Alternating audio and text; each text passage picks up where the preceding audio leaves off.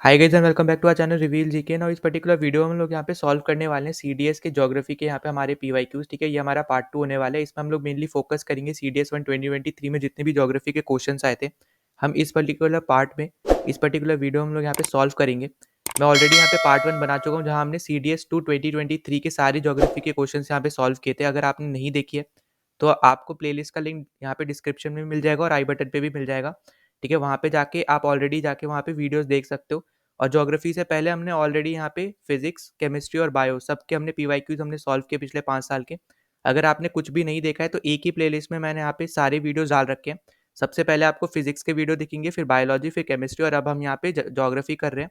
तो ज्योग्राफी के वीडियोस भी आपको उसी प्लेलिस्ट में दिखेंगे, वरना आप प्लेलिस्ट के सेक्शन में जाके भी आप सेपरेटली जाके भी प्लेलिस्ट देख सकते हो। ठीक है, नाउ स्टार्ट करने से पहले मैं आपको यहाँ पे एक चीज़ बोल देता हूँ कि अगर आप पहली बार यहाँ पे आए हो चैनल पे तो प्लीज़ सब्सक्राइब ज़रूर कर देना। ठीक है, इसके साथ साथ जितना ज़्यादा हो सकता है उतना ज़्यादा वीडियो को शेयर कर देना ताकि दूसरों तक पहुँच पाए। और ये आपके एग्जाम पॉइंट ऑफ व्यू से बहुत ज़्यादा बेनिफिशियल हो रही है ये सीरीज़। ठीक है, क्योंकि आपके कमेंट्स भी मुझे देखने को मिल रहे हैं कि आप बहुत ज़्यादा यहाँ पे सॉल्व भी कर पा रहे हो। ठीक है, क्वेश्चन और इस पर्टिकुलर सीरीज से खुश भी हो। ठीक है, तो मैं ऐसे ही और भी यहाँ पे वीडियोस लाते रहूँगा। आपको बस एक ही काम करना है, बस प्रैक्टिस करते रहनी है इस क्वेश्चंस की। ठीक है, साथ ही साथ अपने टॉपिक्स को यहाँ पे रिवाइज करते रहना है। ठीक, और इसी के साथ साथ अगर कोई डाउट होता है, कुछ भी होता है तो आप कमेंट सेक्शन में यहाँ पे आप लिख सकते हो। ठीक है, नाउ अब यहाँ पे सीडीएस 1 2023 की अगर हम यहाँ पे बात करते हैं तो आपको मेनली देखो देखने को मिलेगा कि इस पर्टिकुलर पेपर में ना मैप बेस्ड क्वेश्चन ज़्यादा आए हैं।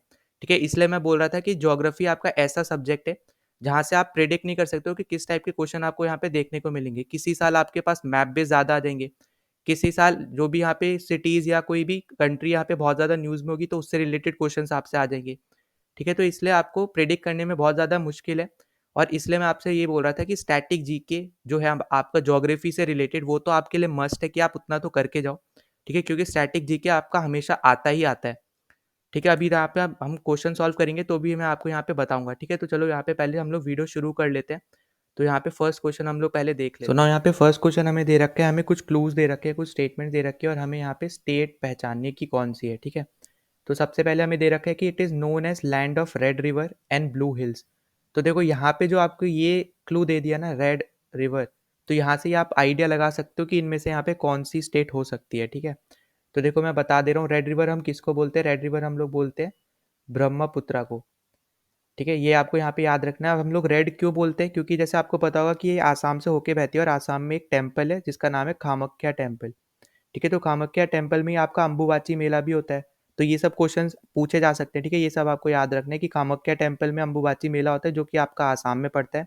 और जहाँ पे आपका टेम्पल है तो उस जगह का जो सॉइल है ना उसमें आयरन कंटेंट बहुत ज़्यादा होता है। ठीक है, तो यहाँ पे आयरन कंटेंट उसमें बहुत ज़्यादा है, जिसी की वजह से ना जब वाटर में वो डिजॉल्व हो रहा है आपका आयरन, तो उसी की वजह से आपकी जो ब्रह्मपुत्र है वो कौन से कलर में दिख रही है? वो रेड कलर में दिखती है। ठीक है, आयरन की वजह से। तो यहाँ पे आपको बस अगर इतना पता होता तो भी आप मार्क कर देते, क्योंकि आपको बाकी जो ऑप्शन दे रखे हैं ना ब्रह्मपुत्र वहाँ में से कहीं पे नहीं जाती है। ठीक है, फिर अगर हम यहाँ पे बात करते हैं ब्लू हिल्स की, तो ब्लू हिल्स आप ऐसे समझ सकते हो कि दूर पे कोई एक माउंटेन है, वो जब यहाँ पे शाइन कर रहे हैं ना तो उसकी वजह से हमें यहाँ पे ब्लू क्लाउड्स दिखते हैं। ठीक है, तो आप ऐसा समझ सकते हो, इसलिए हम इसको बोलते हैं ब्लू हिल्स। पर अगर आपको बस इतना ही पता होता रेड रिवर किसको बोलते हैं तो ये आप मार्क कर देते। ठीक है, अच्छा बाकी हम लोग भी देख लेते। तो ये पहला तो हमने निकाल लिया कि यहाँ से हमारा आंसर क्या आ जाएगा? आसाम आ जाएगा वैसे तो। ठीक है, अब दूसरी चीज हम लोग देखते हैं कि it contains 3 of the 6 psycho physiographic division of India. ठीक है, तो फिजियोग्राफिक डिवीजन क्या है बेसिकली आपके? तो देखो यहाँ पे मैं लिख दे रहा हूँ कौन कौन से हैं। जैसे आपका आता है यहाँ पे प्लेट्यू आता है, ठीक है, प्लेन आता है, फिर अगर हम यहाँ पे बात करते हैं तो आइलैंड आता है। ठीक है, फिर यहाँ पे डेजर्ट आता है, फिर अगर हम डेजर्ट के बाद देखते हैं तो यहाँ पे माउंटेन है। ठीक है, तो माउंटेन के बाद हमारा कौन सा आता है? कोस्टल प्लेन्स आते हैं। ठीक है, तो ये हमारे कौन से होते हैं? ये 6 टाइप के हमारे फिजियोग्राफिक डिवीजन है। ठीक है, तो कोस्टल प्लेन, तो यहाँ पे ये 6 हैं और इनमें से 3 जो है यहाँ पे ये हमारे प्रेजेंट है कहाँ पे? आसाम में। ठीक है, जैसे कौन कौन से यहाँ पे प्रेजेंट अगर मैं देखना चाहूँ तो यहाँ पे जैसे ब्रह्मपुत्र वैली हमें देखने को मिल रही है। ठीक है, फिर साथ ही साथ हमें देखने को मिलता है कि जो आपका खारगी एंगलोंग है ना वहाँ आपका प्लेट्यू देखने को मिलता है। ठीक है, तो उसी के साथ साथ आपका यहाँ पे हिल्स देखने को मिल रही है। तो 3 टाइप के आपके फिजियोग्राफिक डिवीजन जो है वो आपके यहाँ पे आसाम में ही प्रेजेंट है। ठीक, और उसके बाद अगर आप देखो थर्ड ऑप्शन देखते ध्यान से, तो हमें बोल रखा है कि 2.39% जो है वो यहाँ पे टोटल एरिया है उसका कंट्री के अकॉर्डिंग, ठीक है। कंट्री का 100 है तो उसमें से जितने भी स्टेट्स वगैरह सबका अगर हम अलग अलग कर देते हैं तो यहाँ पे आसाम 2.39% ऑफ एरिया यहाँ पे कवर करता है इंडिया का, ठीक है।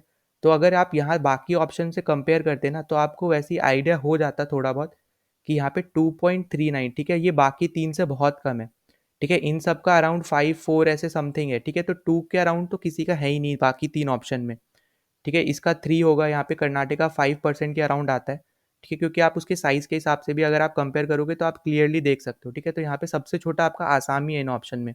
तो आप या तो थर्ड ऑप्शन से भी मार्क कर सकते थे या फिर फर्स्ट ऑप्शन से भी मार्क कर सकते थे, ठीक है। बस आपको यहाँ पे यही सिंपल सी चीज़ है कि ये स्टैटिक पार्ट है कि आप किसको रेड रिवर बोलते हो, ठीक है।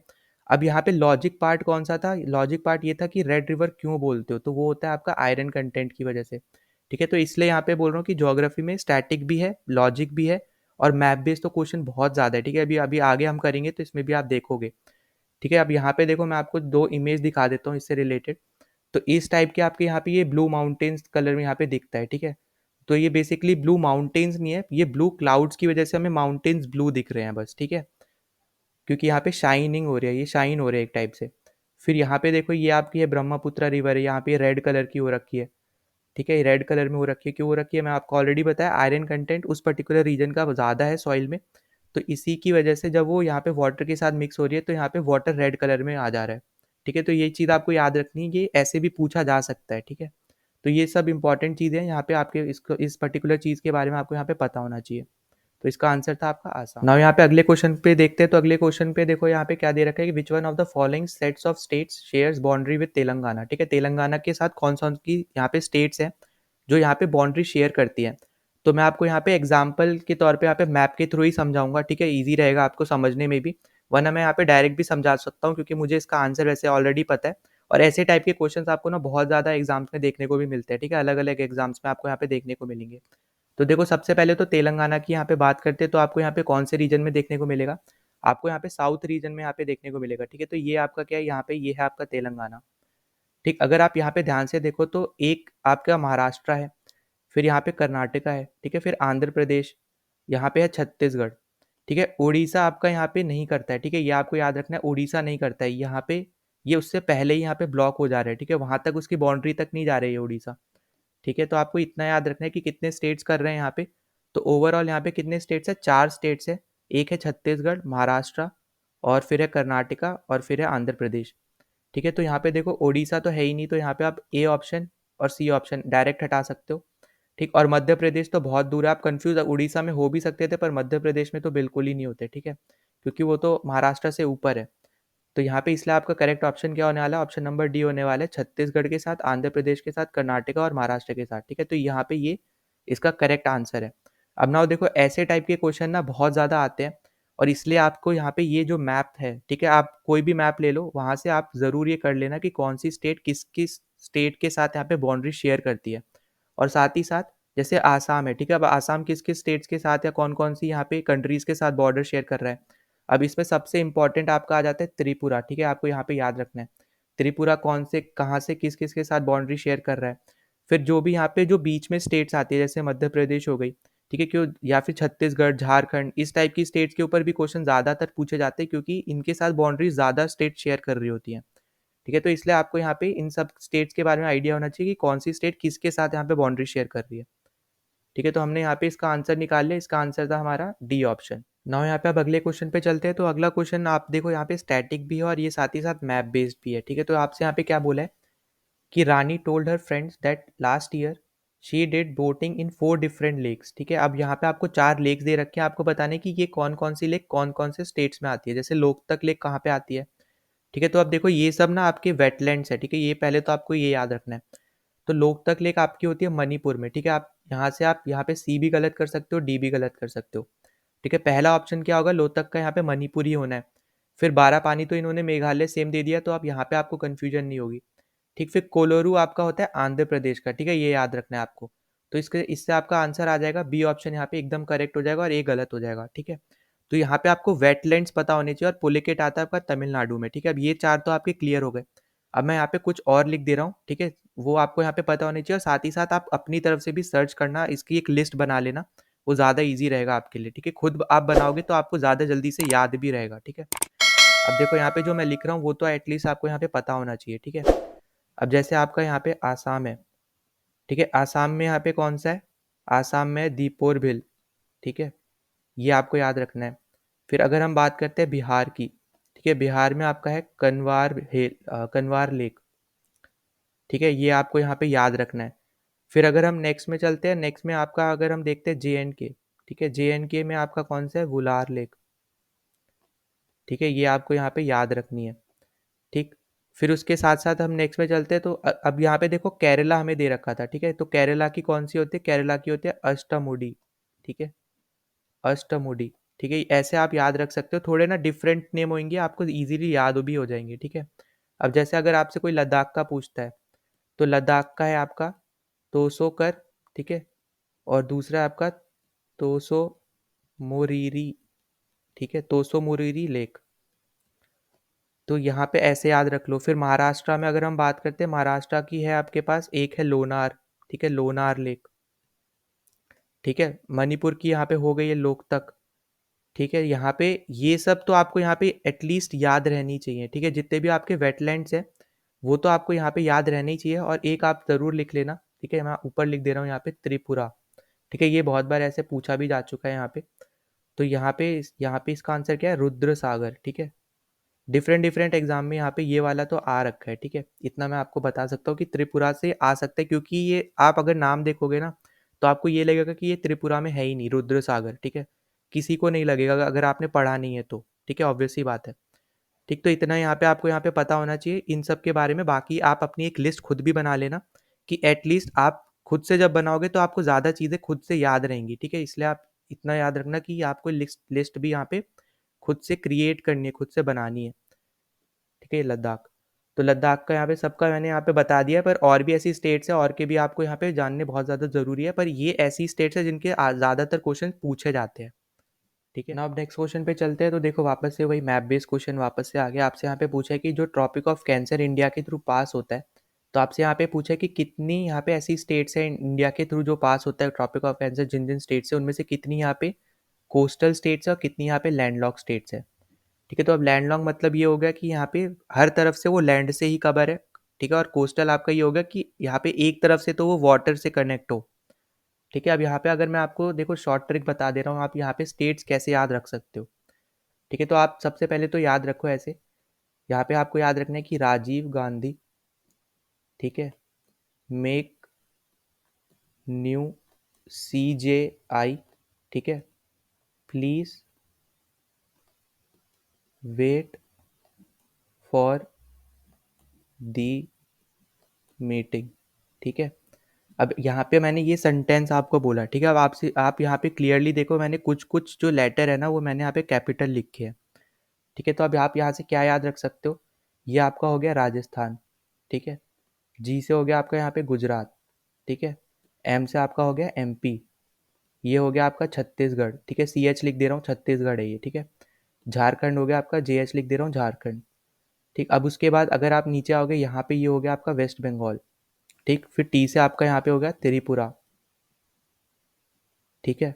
उसके बाद अगर हम नेक्स्ट पे चलते हैं तो नेक्स्ट नेक्स्ट पे क्या आ गया यहाँ पे त्रिपुरा के बाद, ये आपका आ गया यहाँ पे मिजोरम, ठीक है? तो आप देखो इतना इजीली आप यहाँ पे याद कर सकते हो, जो भी यहाँ पे स्टेट्स है उनका एक सेंटेंस बना लो, ठीक है? अब यहाँ पे आप और भी कोई सेंटेंस बना सकते हो, ठीक है? अब मुझे ये याद था तो मैंने आपको ये बता दिया, ठीक है? ईजी है, आपको याद करना भी इतना कुछ डिफिकल्ट नहीं रहेगा, बस सीधे आपको याद रखना है कि Rajiv Gandhi make new CGI, please wait for the meeting, बस इतना याद रख लो, यहाँ पे आप क्लियरली बता पाओगे, ठीक है? अब ये तो हो गई आपकी स्टेट्स, पर आपसे यहाँ पे ये नहीं पूछा है। अब आपसे यहाँ पे पूछा क्या है, देखो सबसे पहले तो अगर आप काउंट करो तो 1 2 3 4 5 6 7 और 8, ठीक है? 8 स्टेट्स है, पहले तो आपको यहाँ पे यही पता होना चाहिए।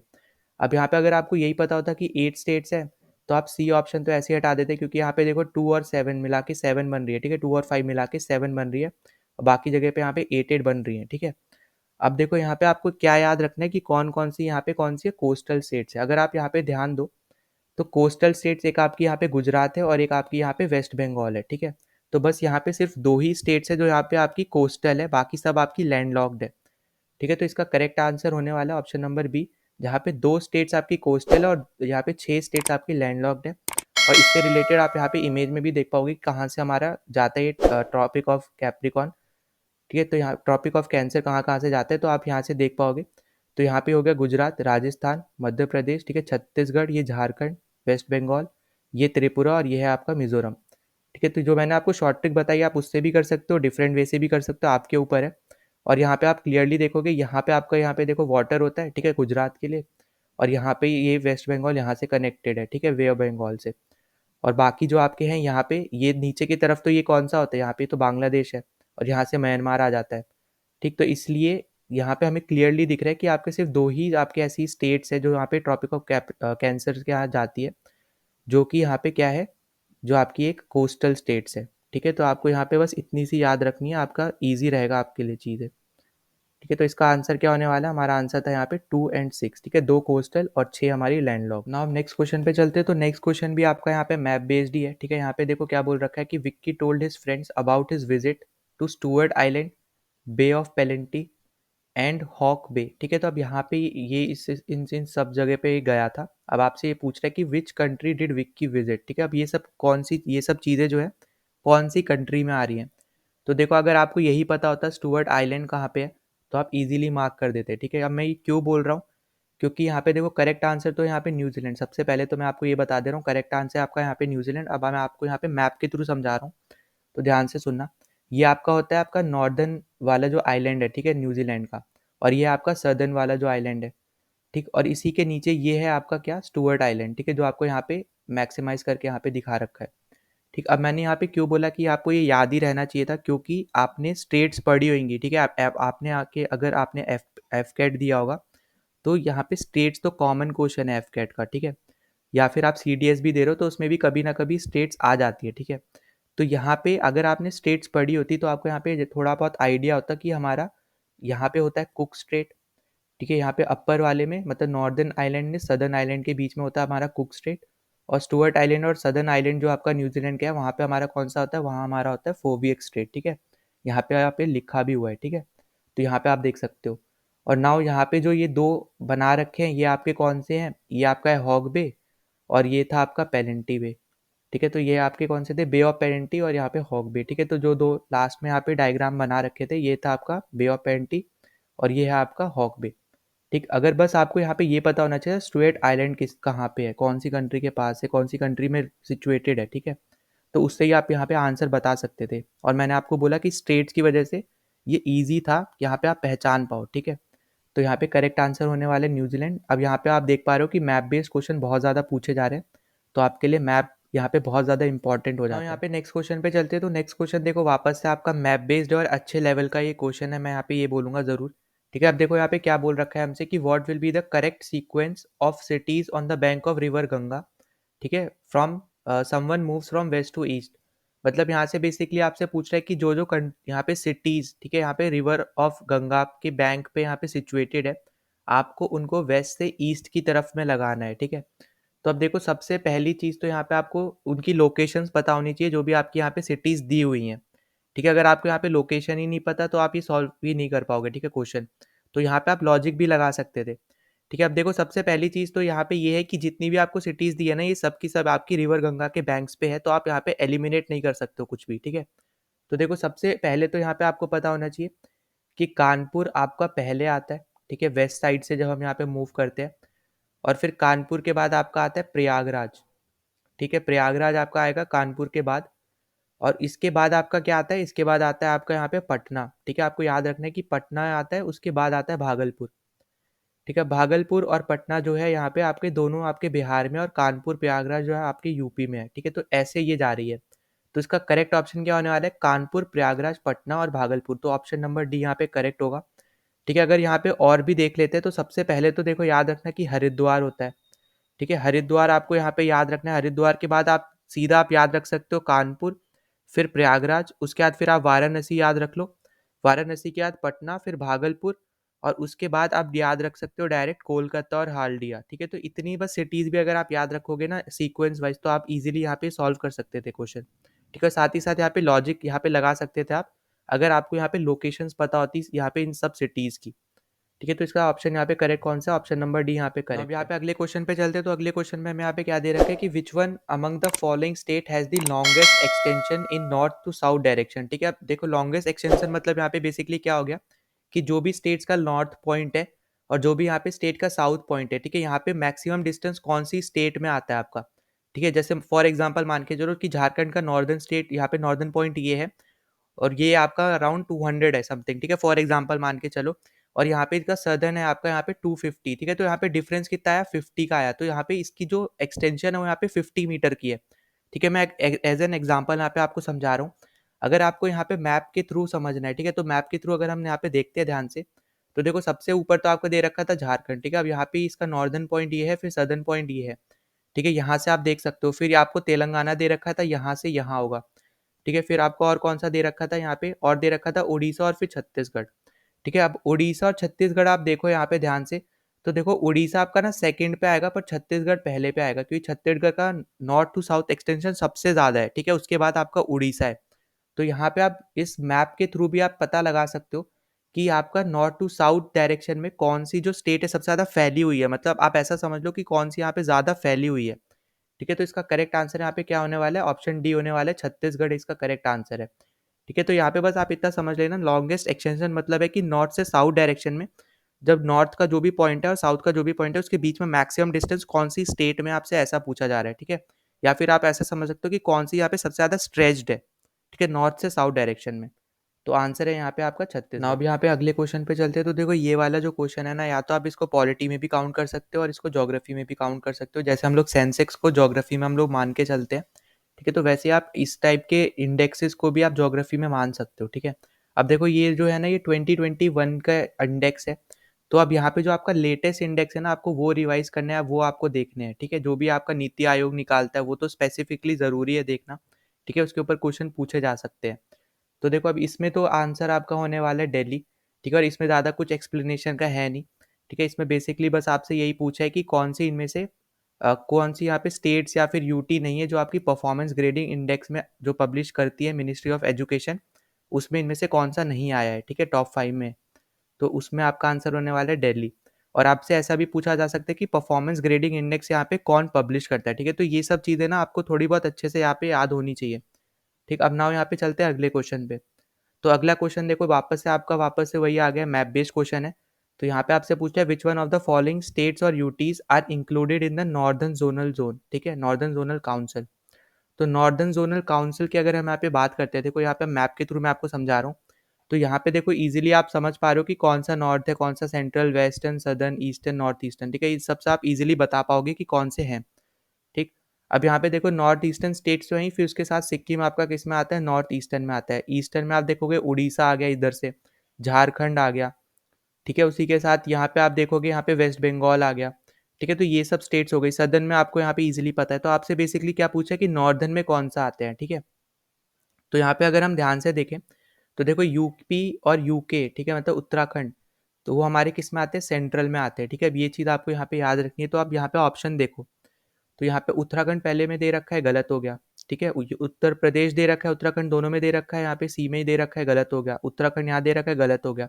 सीधे सीधे आपका आंसर हो जाता है यहाँ पे बी ऑप्शन। ठीक है, तो इसलिए यहाँ पे देखो कुछ कुछ चीज़ें ऐसी है जो यहाँ पे स्टैटिक प्लस आपकी मैप बेस्ड है। ठीक है, आप अगर आप मैप देखोगे ना तो आपको ज़्यादा जल्दी समझ में आएगा आपके स्टैटिक चीज़ें भी।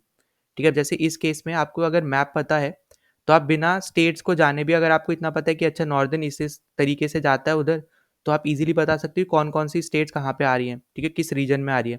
अब जैसे यहाँ पे ये जो सेंट्रल है यहाँ पे छत्तीसगढ़ आ रहा है। ठीक है, तो आप यहाँ पे थोड़ा आइडिया लगा सकते हो, अगर आपको मैप के बारे में आइडिया है कि मैप कैसा दिखता है इंडिया का, कौन सी स्टेट कहाँ पे आती है, किसके साथ बाउंड्री शेयर कर रही है, सब कुछ। ठीक है, तो आप यहाँ पे इजीली बता सकते थे। तो इसका आंसर होने वाला है हमारा ऑप्शन नंबर बी। और आप इजीली एलिमिनेट कर सकते थे अगर आपको यहाँ पे पता होता है उत्तराखंड और यूपी हमारा दोनों सेंट्रल में आते हैं। ठीक है, नॉर्दर्न जोनल में नहीं आते, नॉर्दर्न जोन में नहीं आते। ठीक, तो यहाँ पे आंसर है आपका ऑप्शन नंबर बी। नाउ यहाँ पे अब नेक्स्ट क्वेश्चन पे देखते हैं। तो नेक्स्ट क्वेश्चन आपको यहाँ पे न्यूमेरिकल दे रखा है। ठीक है, आपको यहाँ पे क्या बोला है कि if the 10 AM at Greenwich mean time, ठीक है, जीएमटी आपको दे रखा है 10 AM। ठीक है, आपको पता होगा कि ग्रीनविच क्या है आपका, बेसिकली आपका यहाँ पे टाइम बताते हैं 0 डिग्री लॉन्गिट्यूड पे। ठीक है, और ये आपका पास होता है लंदन से। ठीक है, यूके से यहाँ पे पास होता है और ये 0 डिग्री लॉन्गिट्यूड का टाइम बताता है। तो यहाँ पे आपको क्या बोला है कि what will be the time at 90 degree east, ठीक है, जब यहाँ पे 10 बज रहे होंगे आपके ग्रीनविच मीन टाइम के, ठीक है, आपके इस पर्टिकुलर प्लेस पे। तो यहाँ पे 90 डिग्री ईस्ट में जो भी आपका लॉन्गिट्यूड है, वहाँ पे कितना टाइम हो रहा होगा, आपसे ये सिंपली यहाँ पे पूछा है, ठीक है। तो अब देखो ये कैसे निकालते हैं। तो यहाँ पे आपको क्या पता होना चाहिए कि 1 डिग्री ईस्ट जो है ना आपका, वो यहाँ पे 4 मिनट आगे रहता है, ठीक है। किससे यहाँ पे आगे रहता है, जीएमटी से आगे रहता है, ठीक है, जो यहाँ पे आपको दे रखा है उससे 1 डिग्री ईस्ट जो है यहाँ पे 4 मिनट आगे रहता है। अब आपको देखो यहाँ पे 90 डिग्री दे रखा है, तो आप यहाँ पे क्या करोगे, 90 इंटू 4 करोगे, आपके पास आ जाएगा 360 मिनट। अब इसको आप आर में कन्वर्ट कर लो, आपके पास कितना आ गया, 6 आर। अब जब यहाँ पे आपको 10 AM बता रखा है कि टाइम है, ठीक है, अब यहाँ पे 10 + 6 जब आप करोगे तो यहाँ पे कितना आएगा, ये आएगा आपके पास 16, जो कि आपका अगर आप कन्वर्ट करते हो तो ये हो जाता है 4, ठीक है, क्योंकि 12 के बाद क्या आता है, 13 1 हो जाता है, 14 2, मैं आपको टाइम के हिसाब से बता रहा हूँ, ठीक है। तो 15 हम लोग जब देखते हैं तो उसका मतलब क्या है कि 3 बज रहे हैं, 16 मतलब होता है 4 बज रहे हैं, ठीक है। तो अब आपको ऐसे ही दे रखा है कि 10 AM है, उसमें आपने 6 आर अपने जोड़े, तो यहाँ पे क्या आ जाएगा, 4 आ जाएगा, पर अब AM से क्या हो जाएगा, वो PM हो जाएगा, ठीक है, क्योंकि 12 के बाद क्या हो जाता है, PM हो जाता है, 1 बज जाता है, 2 3 4 ऐसे। तो इसलिए आपका आंसर क्या आने वाला है, यहाँ पे 4 PM आने वाला है। इस तरीके से आप निकालोगे तो यहाँ पे करेक्ट ऑप्शन है डी, ठीक है। बस आपको इतना याद होना चाहिए था कि 1 डिग्री ईस्ट में अगर आप जाते हो, ठीक है, तो आपका जो टाइम है वो 4 मिनट आगे हो जाता है। तो ऐसे ही आपका 90 डिग्री ईस्ट में कितना होगा, यहाँ पे 6 घंटे आगे होगा, ठीक है। मिनट से आर में कन्वर्ट करके 6 घंटे आगे होगा, बस उसमें ऐड कर दो जो आपको यहाँ पे टाइम दे रखा है।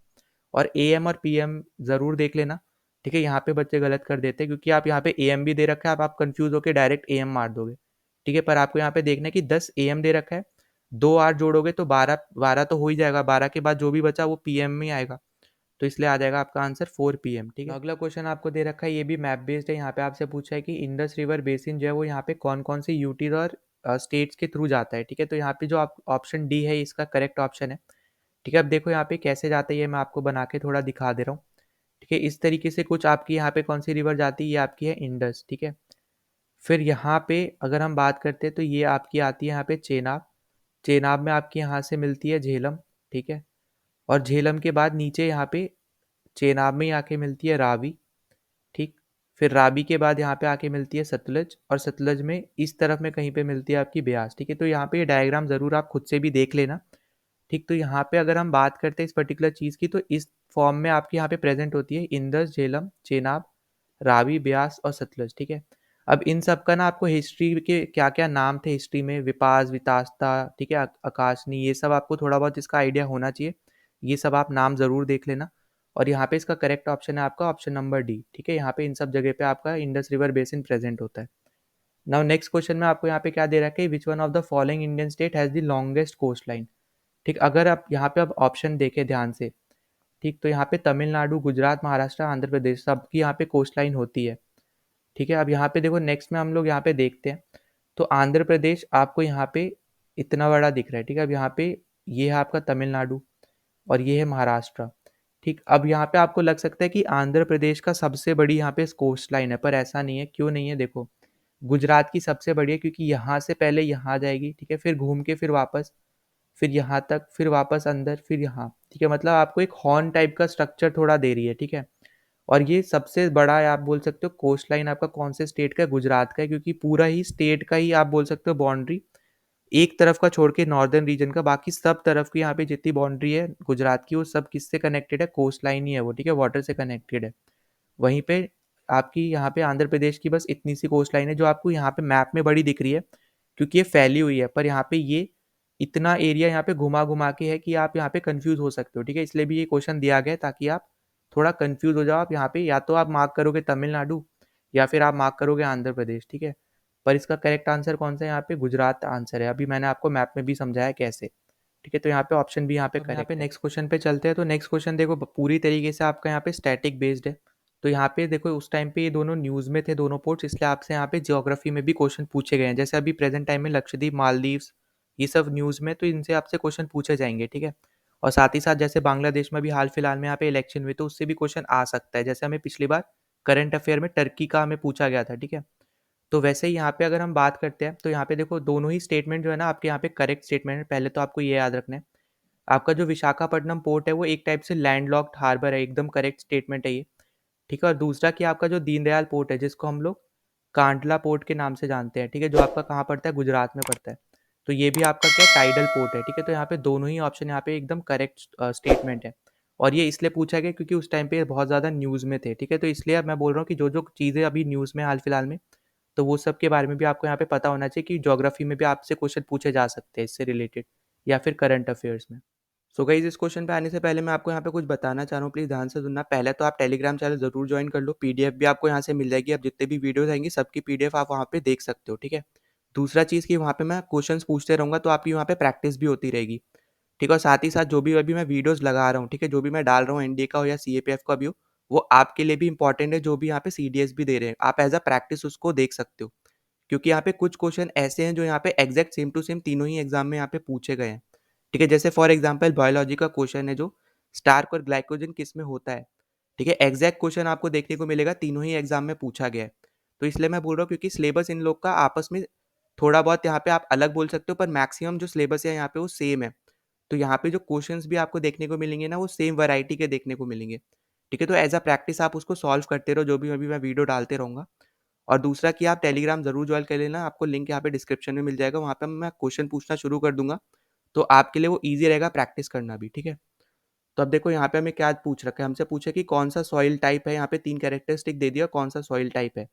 अब देखो ये वाला जो है ना आपका ऑप्शन अगले पेज पे हो गया है, तो इसलिए मैंने यहाँ पे आपको यहाँ पे दिक्कत ना हो इसलिए मैंने यहाँ पे आपके नीचे लिख दिया कि आप आपके जो ऑप्शन है वो आपके नेक्स्ट पेज पे है।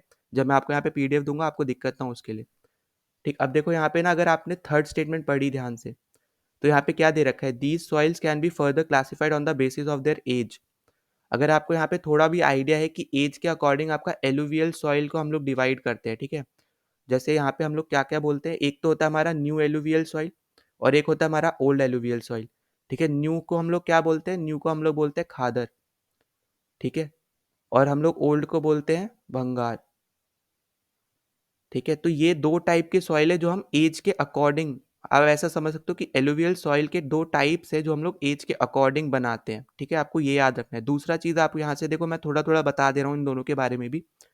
अब जो आपके यहाँ पे ओल्ड एलुवियल सॉइल है ना, ये आपको कहाँ पे मिलता है, ये एलिवेटेड एरिया में ज़्यादा देखने को मिलता है, जो हाइट वाली जगह होती है वहाँ पे आपको ज़्यादा देखने को मिलता है, यहाँ पे कौन सा, ओल्ड एलुवियल सॉइल, ठीक है। और दूसरा कि ये ना रिवर से बहुत ज़्यादा दूर होते हैं थोड़ा, ठीक है। जैसे मान लो यहाँ पे रिवर है तो ये कहीं यहाँ दूर में होंगे, ठीक है। और यहाँ पे रिवर से यहाँ पे मैं लिख दे रहा हूँ अवे फ्रॉम रिवर, ठीक है, अवे फ्रॉम रिवर, ठीक है। और यहाँ पे जो आपके न्यू एलुवियल सॉइल है, न्यू एलुवियल सॉइल जो होता है ये रिवर के पास होते हैं, ठीक है।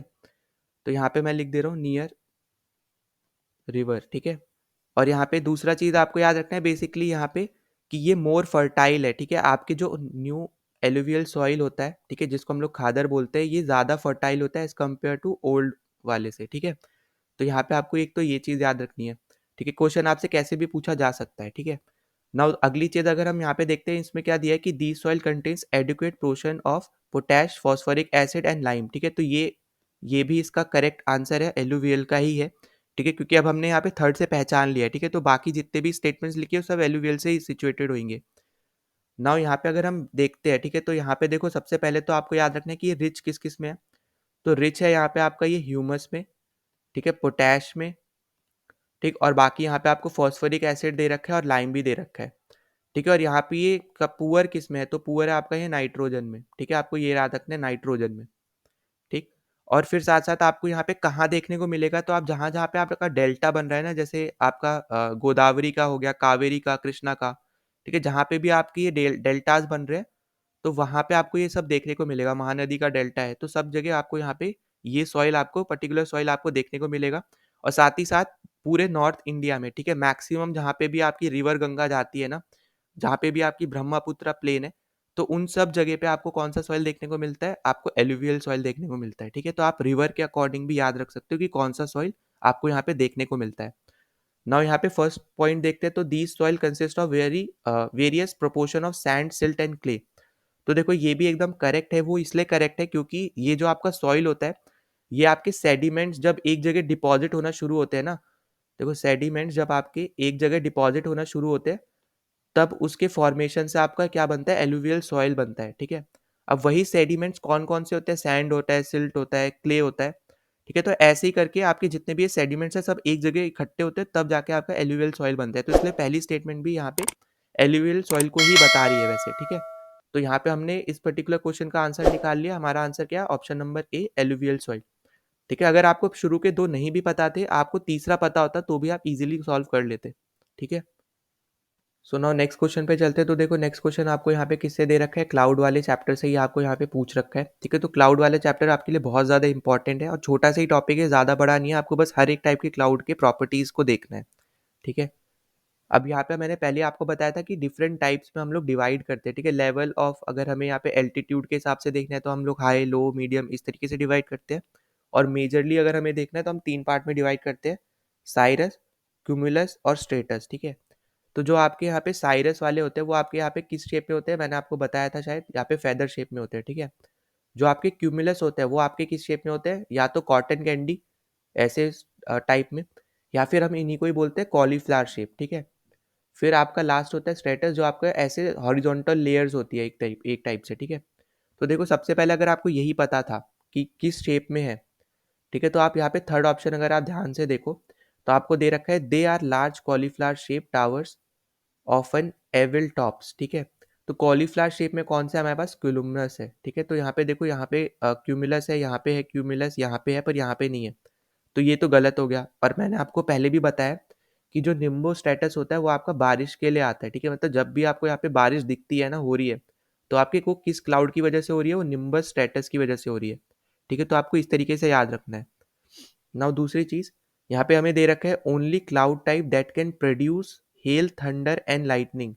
तो इससे देखो ये तो डायरेक्ट स्टैटिक ही दे दिया इन्होंने, मतलब जो उसकी प्रॉपर्टी है वही यहाँ पे आपसे डायरेक्टली दे के पूछ लिया है। तो यहाँ पे इसका करेक्ट आंसर क्या होने वाला है, क्यूमुलस निम्बस यहाँ पे होने वाला है, ठीक है। क्योंकि ये एक लौता क्लाउड है जो यहाँ पे थंडर भी करता है, लाइटनिंग भी करता है और हेल भी देता है, ठीक है।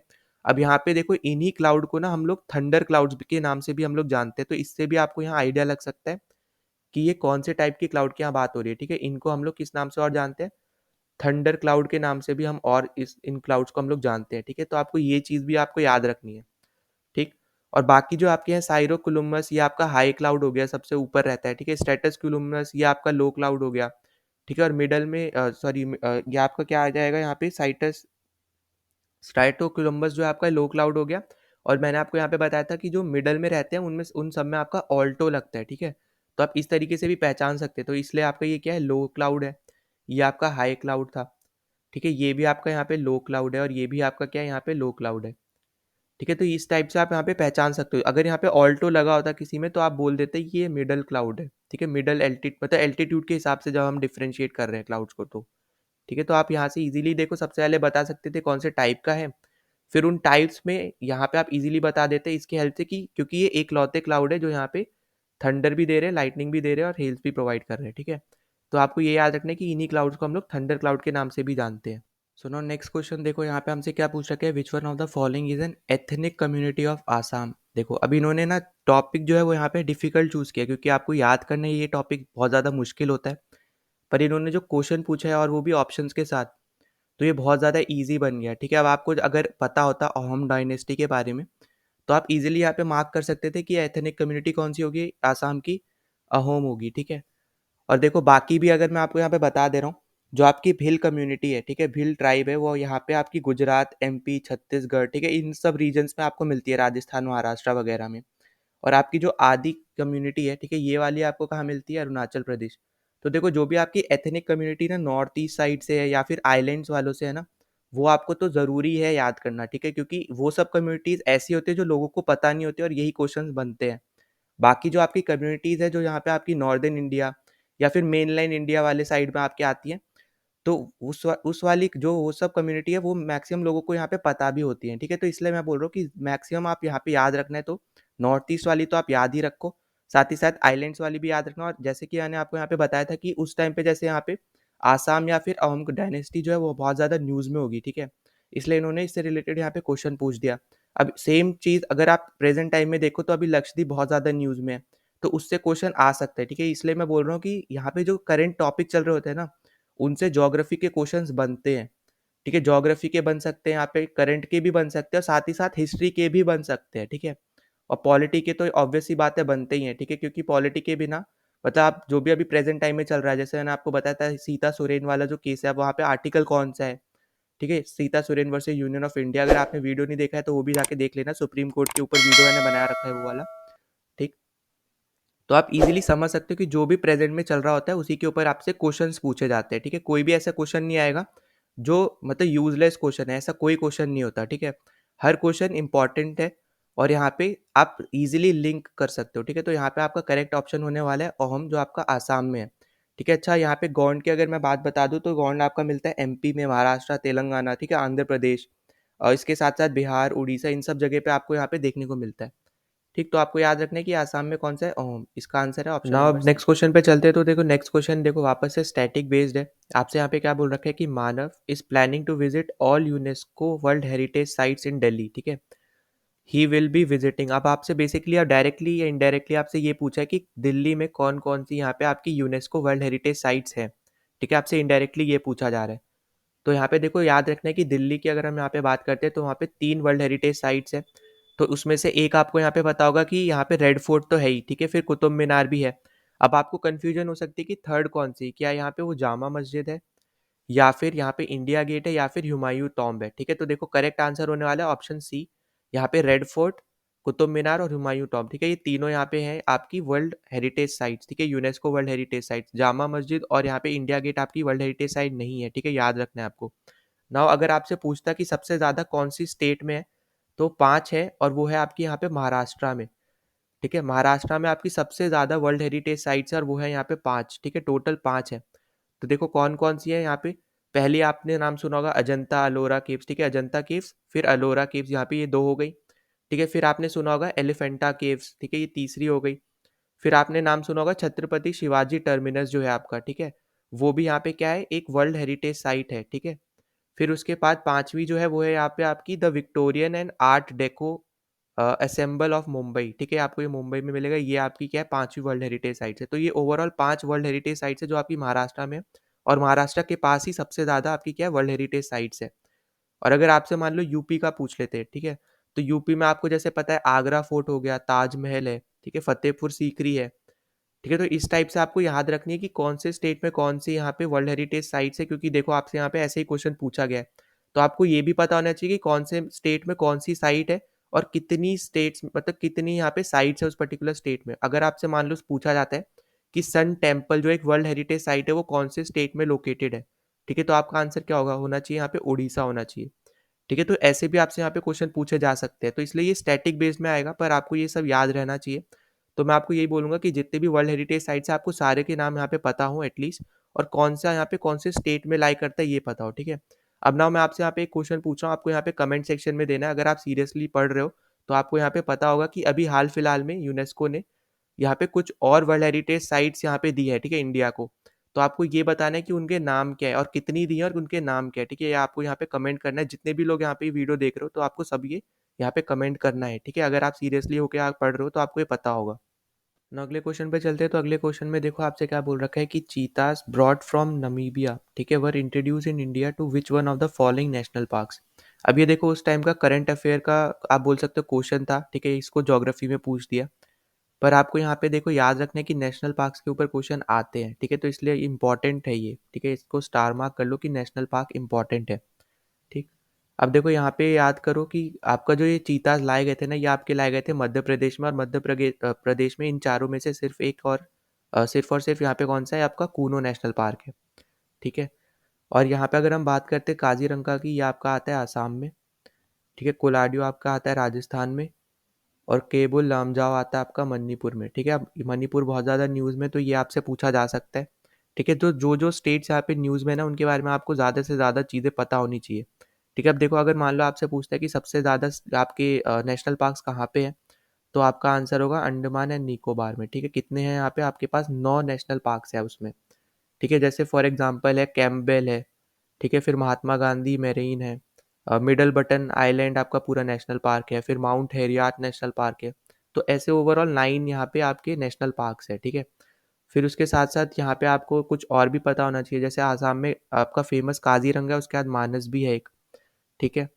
फिर अगर हम यहाँ पे नेक्स्ट पे चलते हैं, तो अगर हम यहाँ पे बात करेंगे गुजरात की, तो गुजरात में आपका गिर नेशनल पार्क आपको यहाँ पे देखने को मिलेगा, ठीक है? फिर अगर हम हरियाणा में देखते हैं, हरियाणा में आपको काले सार देखने को मिलेगा। तो ऐसे आपके जितने भी यहाँ पे इम्पोर्टेंट है ना, जितने भी आपके यहाँ, आप ऐसा समझ लो कि जो-जो बहुत ज़्यादा इम्पोर्टेंट नेशनल पार्क्स हैं, उनके ऊपर क्वेश्चंस बनते हैं, ठीक है? तो आपको स्टेट वाइज़ नेशनल पार्क्स आपको ज़रूर करने कि कौन-सा यहाँ पे कौन-सी स्टेट में आता है और ये इम्पोर्टेंट टॉपिक में से एक है, ठीक है? इसके ऊपर क्वेश्चंस बनते हैं, ठीक है? तो ये अगर मैं यहाँ पे देखो मैं कुछ 4 चीज़ें बता रहा हूँ, वो ध्यान रखना। अगर आपसे बोलता है कि लार्जेस्ट नेशनल पार्क, ठीक है? अगर आपसे बोलता है ये लार्जेस्ट बताओ, ठीक है? तो लार्जेस्ट कौन-सा होगा? आपका होगा हेमीज़, ठीक है? हेमीज़ होगा। फिर अगर मान लो आपसे बोलता है स्मॉलेस्ट, ठीक है? तो स्मॉलेस्ट कौन-सा होगा? स्मॉलेस्ट होगा आपका ये साउथ बटन वाला, जो मैंने आपको यहाँ पे बताया था, ठीक है? साउथ बटन आइलैंड, ये आपका कौन-सा सबसे स्मॉलेस्ट नेशनल पार्क है, ये आपका मिलेगा अंडमान एंड निकोबार में, ठीक है? हेमीज़ आपको मिलेगा लद्दाख में, ठीक? फिर अगर आपसे कोई बोलता है कि लार्जेस्ट वाइल्ड लाइफ सेंचुरी बताओ, ठीक है? लार्जेस्ट, ये सब थे आपके नेशनल पार्क्स, ठीक है? ये सब नेशनल पार्क्स है। ये अगर आपसे बोलता है वाइल्ड लाइफ सेंचुरी बताओ, तो लार्जेस्ट आपकी है रन ऑफ कच्छ, ठीक है? गुजरात वाला रन ऑफ कच्छ, ठीक है? तो ये आपको ये याद रखना है। फिर अगर आपसे कोई बोलता है कि स्मॉलेस्ट बताओ, ठीक है? तो स्मॉलेस्ट वाइल्ड लाइफ सेंचुरी आपका है बोर, ठीक है? बोर, ये आपका कहाँ मिलेगा? ये आपका है महाराष्ट्र में, ठीक है? तो ये है आपका स्मॉलेस्ट। तो लार्जेस्ट स्मॉलेस्ट ये पता होना चाहिए और कौन सा ये आपका कौन से स्टेट में पड़ता है ये पता होना चाहिए, ठीक है? तो इसका आंसर आपका होने वाला है कूनो नेशनल पार्क। अब अगले क्वेश्चन पे चलते हैं। तो देखो ये वाला जो क्वेश्चन है ना, जहाँ पे डे और डेट को बताना होता है, ठीक है? ये अच्छा क्वेश्चन होता है, आप ऐसा हमेशा समझ सकते हो, क्योंकि ये ईजी नहीं होता याद करना, ठीक है? तो यहाँ पे आप देखो, यहाँ पे हमें क्या बोल रखे हैं कि वर्ल्ड वेटलैंड डे आपको बताने की कौन से यहाँ पे डेट पे हम लोग मनाते हैं, ठीक है? तो जो हम लोग वर्ल्ड वेटलैंड डे मनाते हैं, वो हम लोग मनाते हैं 2 फरवरी को, ठीक है? तो 2 फरवरी को हम लोग मनाते हैं। तो आपका ए तो ये हो गया।